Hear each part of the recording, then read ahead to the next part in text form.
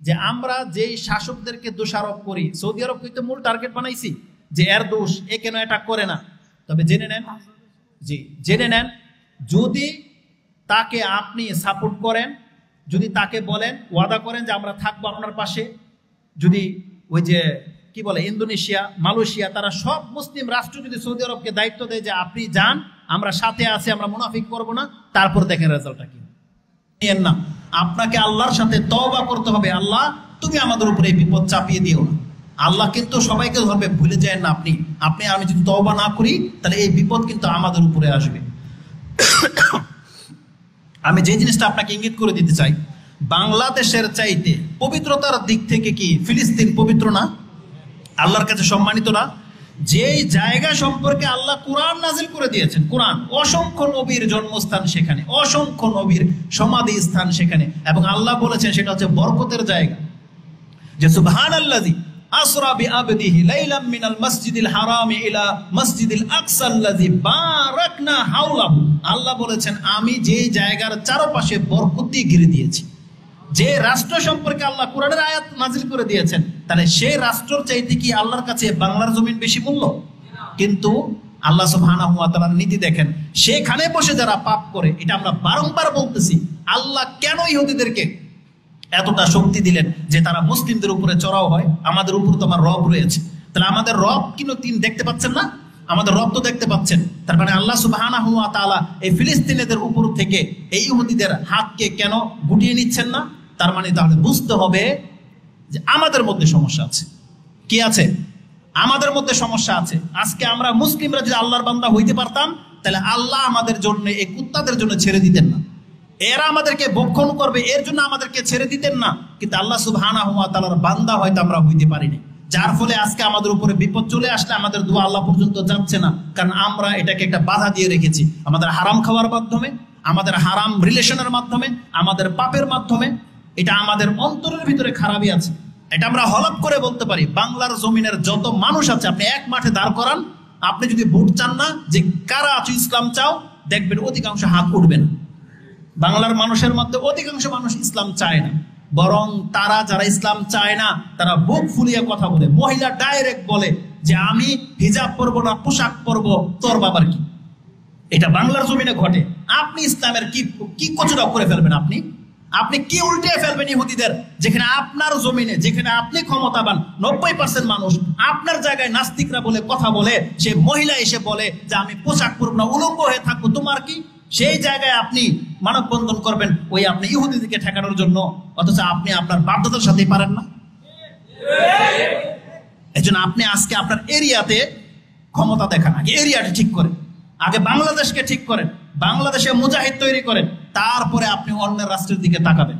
আজকে আপনার উপরে বিপদ চেপে যাবে খুব কয়েকদিন পরে, আপনি দেখবেন তখন আপনি কোথায় থাকবেন। এই জন্য আমাদের বাংলার মুসলিমদের উচিত আমাদেরকে এতটা যোগ্যতা সম্পূর্ণ হতে হবে যাতে আমরা ডাকলে যেন আল্লাহ আমাদের ডাকে শুনে, আমাদের উপরে বিপদ এলে যেন আল্লাহর পক্ষ থেকে সাহায্য আসে, আমাদেরকে এমনটাও হতে হবে। আর এটা দুই একজন হুজুর দিয়ে হবে না, এটা আমাদের প্রত্যেকটা ব্যক্তিকে লাগবে, প্রত্যেকটা ব্যক্তিকে লাগবে, নাগরিকের প্রত্যেকটা ব্যক্তিকে লাগবে। আপনি একটা ইম্পর্টেন্ট পার্সন, আপনি জেনে নেন। এই পৃথিবীটাকে টিকিয়ে রাখার জন্য প্রত্যেকটা মুসলিম ইম্পর্টেন্ট পার্সন, কারণ রাসূল বলেছেন মুসলিম যতদিন পর্যন্ত বেঁচে থাকবে পৃথিবীতে কিয়ামত আসবে না। তার মানে হচ্ছে প্রত্যেকটা মুসলিম এই পৃথিবীকে টিকিয়ে রাখার জন্য একটা গুরুত্বপূর্ণ পার্সন। তবে জেনে নেন, বাংলার জমিনে যদি আপনি বিপদ দেখতে না চান, তাহলে অবশ্যই আমাদেরকে তওবা করে আল্লাহর রাস্তা ধরে নিতে হবে। অবশ্যই আমাদেরকে আল্লাহ সুবহানাহু ওয়া তাআলার তাওহীদের উপরে আসতে হবে। আপনি আপনার মন থেকে পুতুল পূজা সরান, এই মহিলা পূজা সরান, মন থেকে সরান।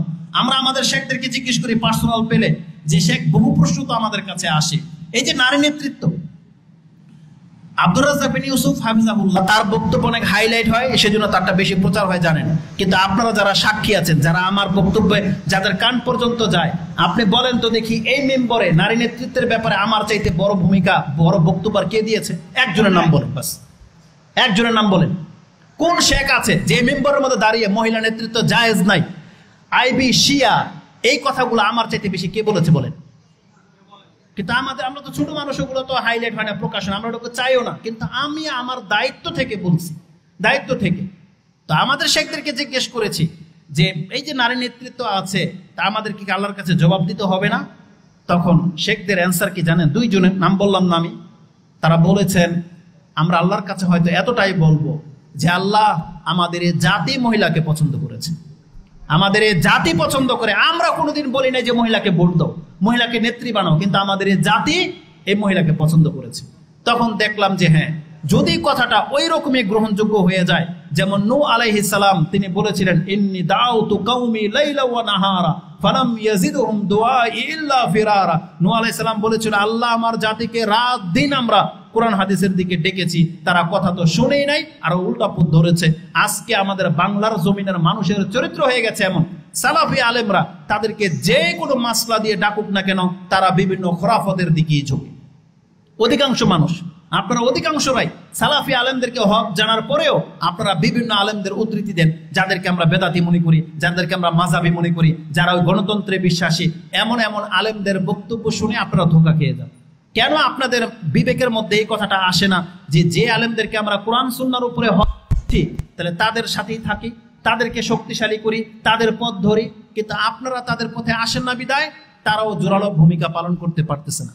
অথচ উচিত ছিল যে আপনি তাদের অনুসারী হয়ে যান, তাদের সাথে থাকবেন, ওয়াদা করে নেন। কিন্তু আমরা আপনাদেরকে দেখতে পাচ্ছি না। আমরা তো দেখেছি, মানুষ চরিত্রটা দেখেন, একটা সময় কিছুই ছিল না, হঠাৎ করে তার দিন ধর্ম চলে আসলো, সে আহলে হাদিস হয়ে গেল। আহলে হাদিস হইতে হইতে একটা পণ্ডিত আহলে হাদিস হয়ে গেল, পণ্ডিত আহলে হাদিস হইতে হইতে এখন আহলে কোরআন হয়ে গেল। কয়দিন পরে আহলে কোরআন থেকে নাস্তিক হয়ে মরে। কেন আপনার টার্ন এমনটা কেন হলো? আপনার এই গুমরাহিটা এমনটা কেন হলো যে আপনি বাতিল থেকে বাতিলে চলে যেতেন, বাতিল থেকে হকের উপরে আইসা আবার বাতিল দিকে চলে যান? এটা কেমন কেমন এটা নীতি? মাঝখানে আপনি আহলে হাদিসদেরকে বদনাম করে থুয়ে যাচ্ছেন কেন? আহলে হাদিস যারা হয় তারা কোনোদিন আহলে কোরআন হইতে পারে না। আহলে হাদিস যারা হয় কোরআন সুন্নাহ, তারা কোনোদিন গণতন্ত্রে বিশ্বাসী হইতে পারে না। তারা ওই খেলাফ, ওই খোরাফতের মধ্যে কোনোদিন ভালো কিছু দেখতে পায় না। আপনি বাতিলের মধ্যে বাতিলে আপনাকে দেখতে হবে, আর হকের মধ্যে আপনাকে হকই দেখতে হবে। অতএব যদি আপনি জেনে থাকেন হক আর বাতিল কি, আপনি হকটাকে গ্রহণ করেন। আজকে আমাদের মুসলিম যদি মার খেয়ে থাকে, তাহলে আমাদের মতো মুসলিমদের চরিত্রের কারণে হয়েছে। আমি ওই যে গত 2 দিন আগেও বলেছিলাম, এই টিম পুরাই ছিল বন্দরে এক বাসায়। এই যে 10 দিন চলে আসছে না, আপনি মার্কেটে দেখেন সব মুসলমানদের দোকান, হিন্দুদের দোকান ধরে নেন, মুসলমান কর্মচারী। এই যে চাষারার মধ্যে এতগুলো মুসলিম বাস করেন, একজন মানুষের রক্তের মধ্যে কি নেতা টাইপের কোনো মানুষ তৈরি হয় নাই যে এই রমজান মাস আসলো একটা মার্কেটেও আমরা গান বাজনা বাজাতে দেব না? কেউ উদ্যোগ নিয়েছে? আপনি যান প্রায় নামি দামি দোকানগুলা, ওই যে রং, আরং, ল্যারিপ, আরো কি কি আছে, সব নাস্তিকের বাচ্চা, সবগুলো দিনের বেলায় রমজান মাসের মধ্যে মিউজিক চালাই বসে থাকে। আপনি বাধা দিতে যান, অথচ আপনার কথা পাত্তাই দেবে না। কেন? সেখানে আমাদের মুসলিম একটা টিম নাই। ওকে একবার গোড়া থেকে উপরে ফেলায় দেওয়ার দরকার, ওর দোকানের মধ্যে তালা মেরে দেওয়া দরকার, যেখানে মুসলিমদের ইসলাম নিয়ে এরকম ঠাট্টা তামাশা চলবে। গত 1 সপ্তাহ আগে কোথায় বসুন্ধরা এক দোকানের মধ্যে টুপি পরা লোক, দাঁড়িয়ে আছে। আমি বললাম মিউজিক বাজতেছে, তো বলছে কি হয়েছে, বুঝেন? আমাকে বলতেছে কি হয়েছে। তখন আমি নিজেকে এত অপারগ মনে করেছি, আজকে যদি আমার সাথে টিম থাকতো, ওকে যে আমি কি করতাম, তখন বুঝাইতাম যে কি হয়েছে। আজকে আমাদের শাসক নাই বিদায়, আজকে মুসলিম কোন নেতা নাই বিদায় এরকম সাহস পাই। কি হয়েছে মানে? রমজান মাসের দিনের বেলায় তুমি ওপেনলি মিউজিক বাজাবে।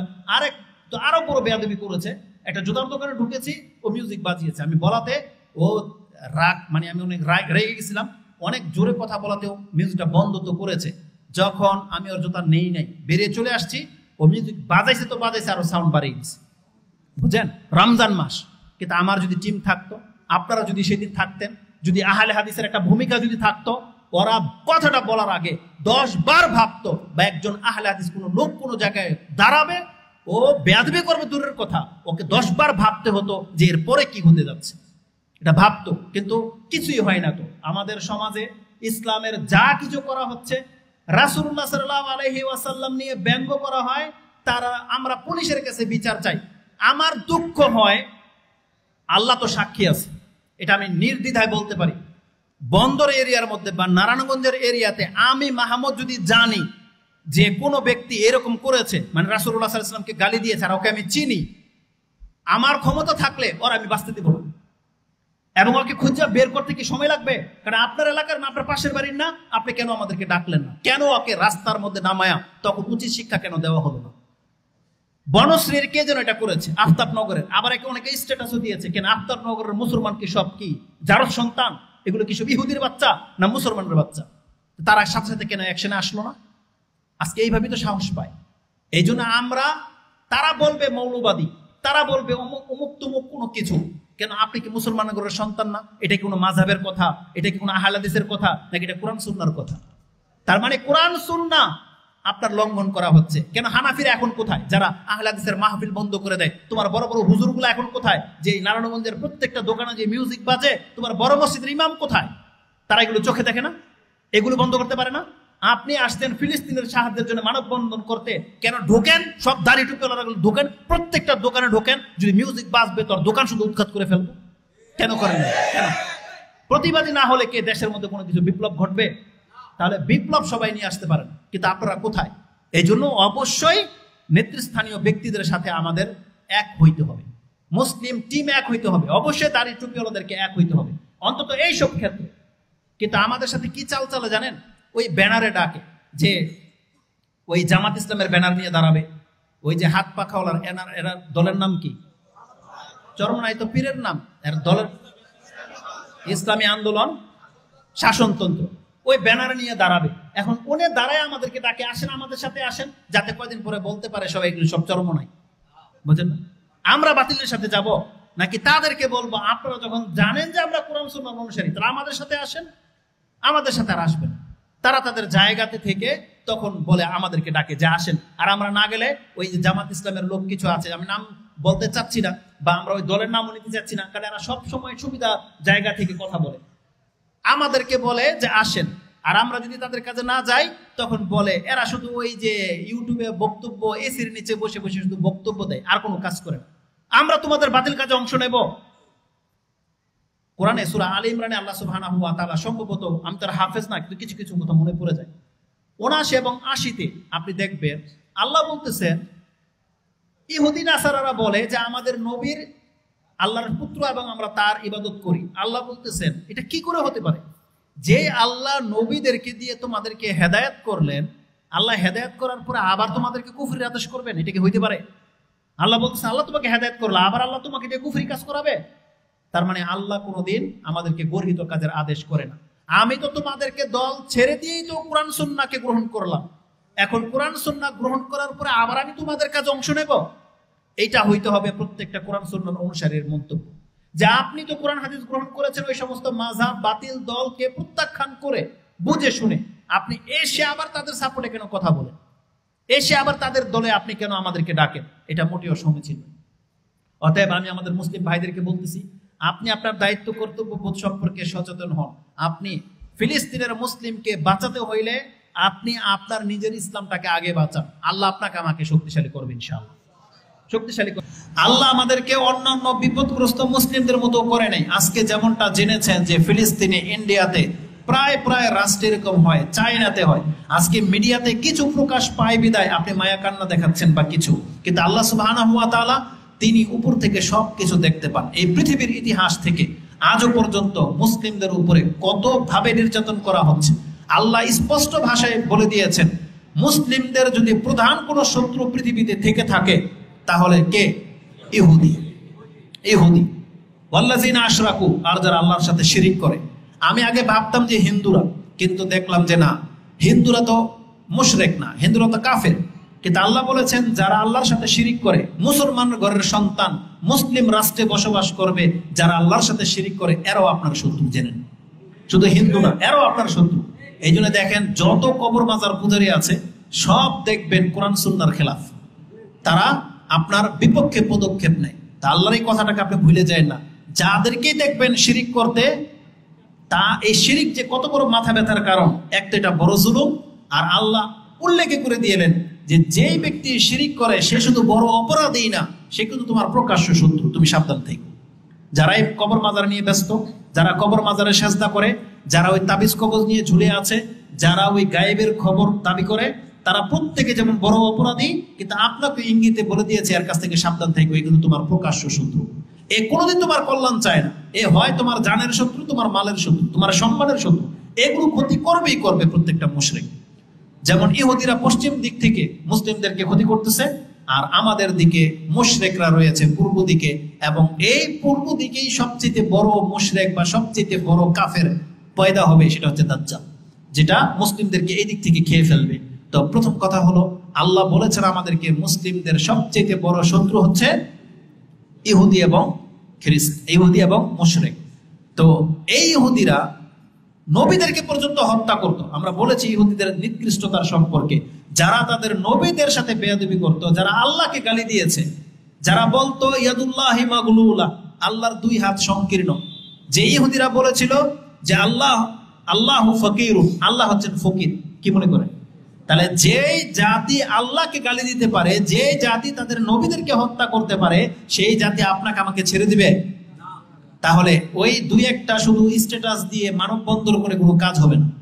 যদি পদক্ষেপ নিতে হয়, মুসলিম আপনি শক্তিশালী হন। কি করতে হবে? শক্তিশালী হবে। আপনি এখনো ক্রিকেটের ব্যাট ছেড়ে দিয়ে কোরআন ধরেন, এখনো সময় আছে আপনার। এখনো আপনি মোবাইল ছেড়ে দিয়ে আপনি আল্লাহর কালামটাকে শক্ত করে ধরেন, এটা আপনার এখনো জরুরি। আপনি এখনো তওবার রাস্তা ধরেন, না হলে খুব বিপদ। কিন্তু আগুন যেভাবে বাতাস আগুনকে ছেয়ে দেয় পুরো বনে, যেই বিপদ শুরু হয়েছে এটা বাংলা পর্যন্ত আসতে বেশি দিন দেরি হবে না, জেনে, বেশি দিন দেরি হবে না। এই জন্য ইন্ডিয়ার মতো একটা মালাউন, একটা এই জঘন্য প্রকৃতির ব্যক্তি যদি ওপেন বক্তব্য দিতে পারে যে তোমরা 1 লাখ মরার জন্য প্রস্তুত হয়ে যাও, আমি ইন্ডিয়া থেকে ইসলামটাকে বিলুপ্ত করে দেব, আপনি কি জানেন ওর দাবি এটা যে সত্য দাবি? আমরা দাবি করতেছি আজকে মুসলিম বাংলার জমিনের 10 লাখ বা 1 কোটি যুবক এক হয়ে যান, ইন্ডিয়া আমাদের পায়ের তলে চলে আসবে। এটা কোনো ব্যাপারই না, কারণ আল্লাহ ওয়াদা করেছেন আমাদের সাথে। আল্লাহ বলেছেন তোমরা যদি আমার সামনে 200 জন, আজকে সূরা মাইদাতের মধ্যে এই আয়াত আছে যে তোমরা যদি 200 জন আমার কাছে ধৈর্য ধারণকারী মুসলিম আমার সামনে দাঁড়াও, তোমাদেরকে আমি এতটা ক্ষমতা দেব, তোমরা 1000কে পরাজিত করতে পারবে। বলেছে একটা সময় ছিল 10 জন 1000 জনকে হারাতে পারবে, কিন্তু আল্লাহ বলছেন আমি জানি তোমাদের মধ্যে এখন দুর্বল ইমানদার লোকেরা আছো, তো তুমি 100 জন হয়ে যাও, 200 জনকে পরাজিত করতে পারবে। তাহলে আমরা বাংলার জমিনে মুসলিমরা আজকে কেন এই ডাক ডাকি না? আজকে আপনার হিন্দুর দোকানের মিষ্টি খাওয়া ছাড়া আপনার পেটের ভাত হজম হয় না? আপনার ঘরের অনুষ্ঠান শেষ হয় না ওই যে জগৎ বন্ধু না কোন বন্ধু এর দোকানের মিষ্টি ছাড়া আপনার এত মুখের রস? আর আমরা জনম করে বলতেছি, আমি মাহমুদ বলতে পারি দিনের জন্য আমরা কি না করবো আপনাদেরকে। আপনারা বলেন যে আমরা নাকি রাস্তায় নামি না। আমার ব্যক্তিগত চরিত্র এটা, আমি যেদিন থেকে জেনেছি কেউ এটা প্রমাণ করতে পারবে না যে আমি দেখেছি যেটা হিন্দু তার দোকানে আমি ঢুকেছি, এটা কেউ প্রমাণ করতে পারবে না। আমরা কথা বলেছি, যদি ইঙ্গিত পেয়েছি যে হিন্দু, ওর দোকানে আমি কোনোদিন কোনো কিছু কিনতে ঢুকি নাই। কেন আপনাদের মুসলিমদের এই চরিত্র হয় না? কেন কেন ওদেরকে আপনারা ভাই বলে সম্বোধন করেন? কেন? যেখানে আল্লাহ বলেছেন মুশরিকরা হচ্ছে নাপাক, মুশরিকরা হচ্ছে আল্লাহর সবচেয়ে বড় শত্রু, কেন আপনি এটা করবেন? এতদিন আমরা মুখ বন্ধ করে থাকতাম আমাদের মুসলিম ভাইদের স্বার্থে, ইন্ডিয়ার মুসলিম ভাইদের স্বার্থে আমরা ইন্ডিয়া নিয়ে কথা বলতাম না। কেন? কারণ আমরা এখানে কিছু বললে ওই চারালরা, ওই হিন্দুরা আমাদের মুসলিম ভাইদেরকে কষ্ট দেবে। কিন্তু এরা যেহেতু প্রকাশ্যে নেমে এসেছে, এখন আর আমার মনে হয় না বিলম্ব করা ঠিক হবে। এই জন্য বাংলার মুসলিমদেরকেও ভূমিকা পালন করার সময় চলে আসছে। নাকি আপনারা ওই আমাদের বেদাতীদের মতন হবেন যাদের দিন ধর্মের কোনো মানহাজের কোনো খবর নাই, যারা তাদের ধর্মটাই বোঝে না, এরা গিয়ে মন্দির পাহারা দেয়? আপনি কি সেই চরিত্রের হবেন? আরে যখন থেকে এটা করে তখন থেকে আমরা নিন্দা জানাচ্ছি এদের প্রতি। এরা ধর্ম বোঝে না, দিনও বোঝে না। এত বেকুবের বেকুব, ও আর ধর্ম হানাফি ধর্মই বোঝে না, আর ইসলাম ধর্ম তো দূরের কথা, হানাফি ধর্মই বোঝে না। কারণ কোন সালাফ, যেখানে ওমর রাদিয়াল্লাহু তাআলা আনহু তিনি আমাদেরকে বলেছেন যেখানে মূর্তি পূজা হয় তুমি ওই সীমানাতেই যাও না, এটা গজবের জায়গা, আর এরা গিয়ে মূর্তি পাহারা দেয়। এত দরদ কেন? আর ইন্ডিয়ান মুসলিমদের ত্রুটি কি জানেন? এরা ওই হিন্দুদের সাথে মিশে মিশে ওই শাহরুখ খান, আমির খান এদের চরিত্র রয়ে গেছে যে আমি একটা দেশের নায়ক, আমি হিন্দু বিয়ে করবো, খ্রিস্টান বিয়ে করবো, আমার কি আসে যায়? বোঝেন না? ইন্ডিয়ার অধিকাংশ মুসলিমদের এই চরিত্রে, তারা হিন্দুদের সাথে মিলেমিশে বসবাস করতে চায়। ইসলাম ধর্মের চাইতে তাদের ওই ভারত মাতা বিলে বেশি শ্রেষ্ঠ ওনাদের কাছে। এটা শুধু হিন্দুদের ডাক না, এটা ওই তথাকথিত মুসলমান যারা, তারাও এই চিন্তাই করে, তারা ভারত মাতার পূজারী। অথচ মুসলিমদের কাছে কোনো রাষ্ট্রের কোনো ভ্যালু আছে মাটির? আমাদের মূল কি? আমাদের মূল হলো ইসলাম। আল্লাহ কি বলেছেন? আলাম তাকুন আরদুল্লাহি ওয়াসিয়া ফাতুহাজিরু ফিহা। আল্লাহ কেন এই কথা বলেছে? রিজিকের জন্য। আল্লাহ বলেছেন তুমি তোমার দিনকে টিকাও, যদি এই রকমের 10টা রাষ্ট্র তোমাকে ছাড়তে হয় তারপর তুমি ছেড়ে দাও। আল্লাহ বলেন এই কথা। মুহাম্মদুর রাসূলুল্লাহ সাল্লাল্লাহু আলাইহি সাল্লামের চাইতে দেশপ্রেমী আপনি আর আমি, কিন্তু সেই রাসূল কি তার জন্মভূমি ছেড়ে দেন নাই? কিসের জন্য? তার দিনকে হেফাজত করার জন্য। রাসূলুল্লাহ সাল্লাল্লাহু আলাইহি ওয়াসাল্লাম তিনি কি বলেছিলেন? যে যদি আকাশ এবং আকাশের চাঁদ এবং সূর্য এনে দেয় তারপর আমরা দিন থেকে ফিরাবো না। আর আজকে আমাদের চরিত্র হয়ে গেছে যে আমরা এই দুনিয়ার জন্য, আমরা আমাদের রাষ্ট্রের জন্য, নিজের একটু ফ্যাসিলিটির জন্য আমরা দিনকে কুরবান করে দিই। এটা মোটেও কাম্য নয়। এজন্য আমরা আমাদের মেসেজ দিয়ে বলবো ইন্ডিয়ার মুসলিমদের উপর এটা দায়িত্ব, তারা এখন রেশারেশি বাদ দিয়ে ইসলামিক কায়েমের উদ্দেশ্যে বা মুসলিমদের স্বার্থে তাদেরকে এক হওয়াটা জরুরি, এক হওয়াটা জরুরি। নাহলে আপনি কি মনে করেন এত বছরগুলো ইন্ডিয়া রাষ্ট্র পরিচালনা করেছেন মুসলিমদের হাতে, বড় বড় সাম্রাজ্য চলে গেছে, তারা কেন মুসলিম এরিয়া তৈরি করতে পারেনি? কেন করতে পারেনি? যদি তৈরি করতো তাহলে আজকে এই দিন ইন্ডিয়াকে দেখতে হয় না। এই জন্য আপনি ভাববেন না সেটা ইন্ডিয়া পর্যন্ত ক্ষান্ত থাকবে, এটার রেশ বাংলার জমিনে পর্যন্ত আসবে। হিন্দুদের জন্য যেই ব্যক্তি মরতে প্রস্তুত, আল্লাহ সুবহানাহু ওয়া তাআলা সূরা আলে ইমরানে বলে নাই যে তোমরা সেই উদ্ধৃতি গ্রহণ করো, একদল যুদ্ধ করে আল্লাহর জন্য, আরেক দল যুদ্ধ করে গায়রুল্লাহর জন্য, তুমি কোন পথে থাকবা? তোমার করণীয় কি? একটা হিন্দু ও নিজের দেবতার জন্য, মূর্তির জন্য জীবন দিতে প্রস্তুত, আর আমরা যিনি বিশ্ব জগতের রব আল্লাহর গোলাম, আমরা এই পরিচয় পেয়ে গেছি, অথচ আল্লাহর জন্য আমরা জীবন দিতে প্রস্তুত না। এটা কেমন ইনসাফ হলো? কেমন ইনসাফ? যেখানে ওদের মূর্তিরা ওদেরকে জান্নাত তো দূরের কথা কোনো কল্যাণী এনে দিতে পারবে না, আর যেখানে আমাদের রব আমাদের সাথে ওয়াদা করেছে তোমরা যদি আমার জন্য জীবন দাও আমি তোমাদের জন্য জান্নাত ডিক্লেয়ার করে দিলাম। তার মানে আল্লাহ আমাদের তো লস নাই। তাহলে আমাদের মুসলিমদের চরিত্রকে আগে চেঞ্জ করতে হবে। আপনি ওই সমস্ত দুই একটা স্ট্যাটাস ওই বাতিলদের মতো আপনি ওই যে মানববন্ধন করবেন, আমরা এটার পক্ষে না, আপনি জেনে নেন।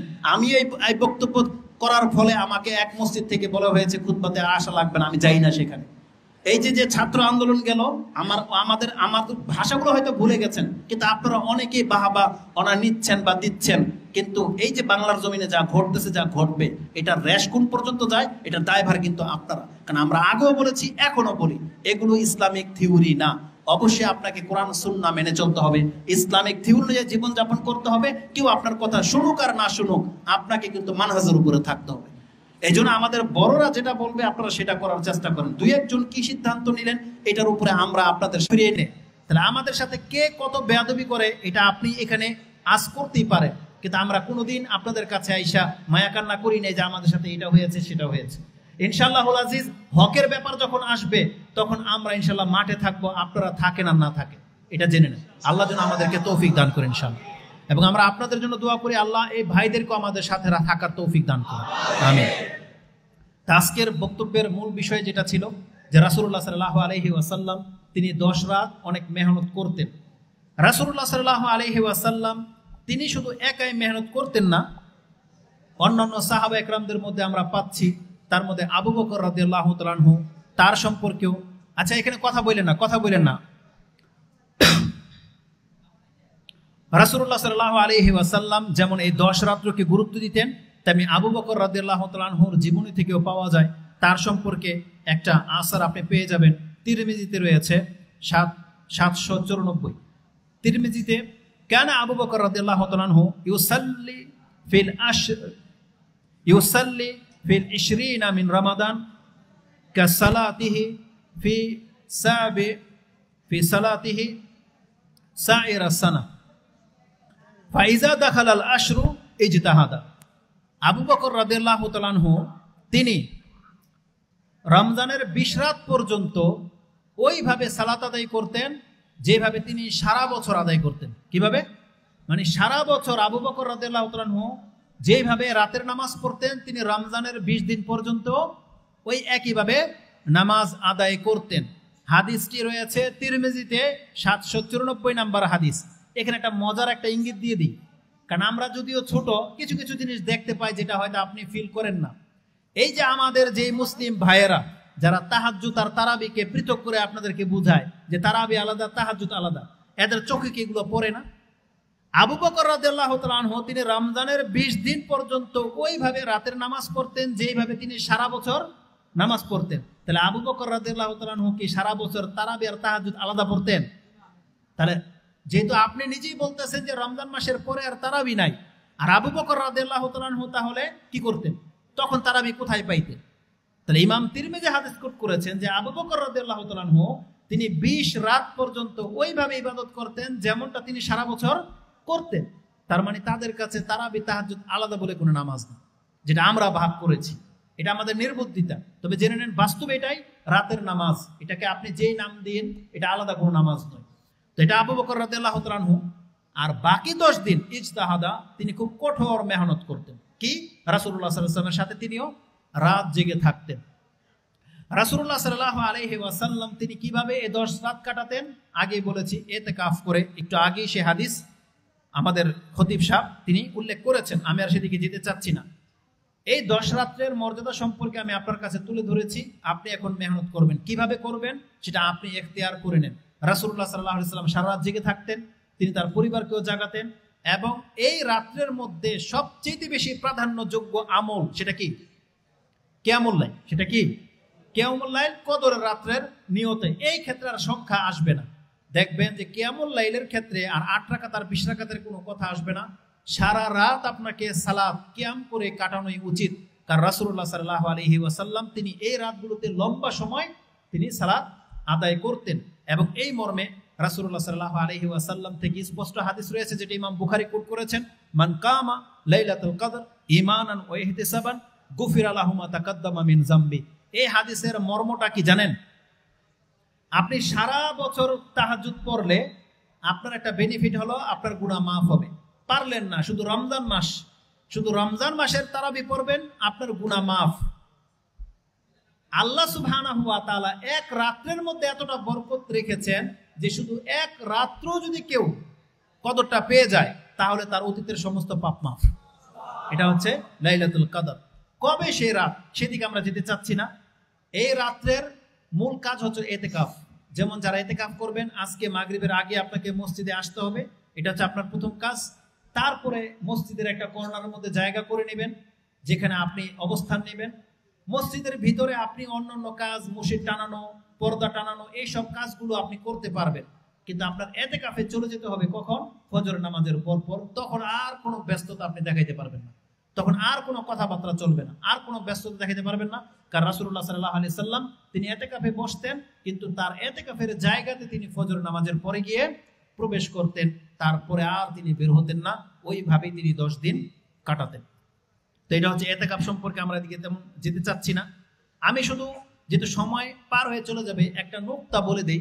আজকের এই 10 রাত্রের গুরুত্ব সম্পর্কে শেখ কথা বলেছেন যে কোনো একটা রাতকে প্রাধান্য দেওয়া উচিত না। আমি এই ক্ষেত্রে একটা দলিল পেশ করি আপনার কাছে, যেটা আমার কাছে অনেক বড় একটা কথা। সেটা কি জানেন? আমরা তো খুব হিটলার, ধর্মীয় ক্ষেত্রে হিটলার। আমরা আমাদের যাদের কাছে দলিল আছে, এই দলিল নিয়ে খুব বেশি দালালি করি বা হিটলারি করি। আপনি জেনে নেন আপনার নবীর আদর্শটাকে আপনি কেন ভুলে যান একটা হাদিসের ভিত্তিতে? উবাই ইবনে কাব তিনি কসম করে বলতেন 27 রাত্রেই কদর। যদি এটা উবাই ইবনে কাব একজন সাহাবী হয়ে কসম করে বলতে পারেন, এটা কি হাদিসের ভিত্তিতে বলেছেন? উনি লক্ষণ দেখে বলেছেন। কারণ ওনাকে জিজ্ঞাসা করা হয়েছে আপনি কিসের ভিত্তিতে বলতেছেন?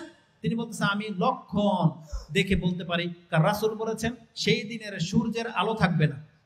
জি, সেই দিনের সূর্যের আলো থাকবে না এবং আলোহীন হয়ে উজ্জ্বল হবে। এটা দিনের বেলায়। তা রাত্রে কদর পেলেন বা না পেলেন কেমনে বুঝবেন? দিনের বেলা আপনি কদর হারাইলে বুঝতে পারবেন? বুঝতে পারবেন না। এখন আমি আমার মূল কথাটা বলে দিই, যেহেতু সময় পার হয়ে চলে আসছে। কি এটা? হ্যাঁ, না, সন্ধ্যার পরে ইতিকাফে বসবে না। ইতিকাফের নিয়তে ঢুকবে মাগরিবের আগেই, যেহেতু রাত শুরু হয়ে যাবে মাগরিবের পর থেকেই। হ্যাঁ, আচ্ছা যাই হোক, ইতিকাফে আপনি মাগরিবের আগেই ঢুকবেন, কিন্তু ইতিকাফের জায়গায় যাওয়ার নিয়ম হলো, বা রাসূল সাল্লাল্লাহু আলাইহি ওয়াসাল্লাম ফজরের সালাত পড়ে তারপর তার খেমার ভিতরে তিনি ঢুকে যেতেন, বা তার পর্দার ভিতরে ঢুকে যেতেন। হাদিস মুসলিমে আছে, বুখারীতে আছে, আয়েশা রাদিয়াল্লাহু তাআলা আনহা থেকে। আমি যে জিনিসটা একটা কথা বলছিলাম, আমাদের সমাজে দেখেন যখন এই হাদিস বলবেন তারা যুক্তিতে আব্দুল ইবনে মাসউদ রাদিয়াল্লাহু তাআলা আনহুর কথা পেশ করে, তারা রফল ইদান করে না। কেন? যে আব্দুল ইবনে মাসউদ রফল ইদান একবারই করতেন, এটা তারা দলিল পেশ করে। কিন্তু কদরের রাত সম্পর্কে আব্দুল্লাহ ইবনে মাসউদ রাদিয়াল্লাহু তাআলার মত কি জানেন? তাকে জিজ্ঞাসা করা হয়েছে যে কদর কবে, কে পাবে কদর? আব্দুল্লাহ ইবনে মাসউদ বলতেছেন, মান কামা সানাতা আসাবা লাইলাতুল কদর। যেই ব্যক্তি সারা বছর কিয়ামুল লাইল করে, তাহাজ্জুদ পড়ে, সেই ব্যক্তি কদর পেয়ে যাবে। কে বলছে এটা? আব্দুল্লাহ ইবনে মাসউদ বলতেছেন। তাকে জিজ্ঞাসা করা হয়েছে কদর কবে? সে বলতেছেন যে সারা বছর কিয়ামুল লাইল করে সে কদর পেয়ে যাবে। হাদিস কোথায় আছে? হাদিস মুসলিমে আছে 1676। তার এই কথাটা উবাই ইবনে কাবকে বলা হয়েছে যে আপনার ভাই আব্দুল্লাহ ইবনে মাসউদকে জিজ্ঞাসা করা হয়েছিল কদর কোন রাত্রে, সে তো বলতেছে যে সারা বছর কিয়ামুল লাইল করলে কদর পেয়ে যাবে। তখন উবাই ইবনে কাব তিনি বলতেছেন যে রাহমাহুল্লাহ, আল্লাহ তার উপর রহম করুক, আরাদা আল্লাহ ইয়াত্তাকিলা আন্নাস, তার উদ্দেশ্য হলো সে ভালো করেই জানে যে কদর রমজান মাসে, সে ভালো করেই জানে কদর রমজানের শেষ দশকে, সে ভালো করেই জানে কদর শেষ দশের বেজর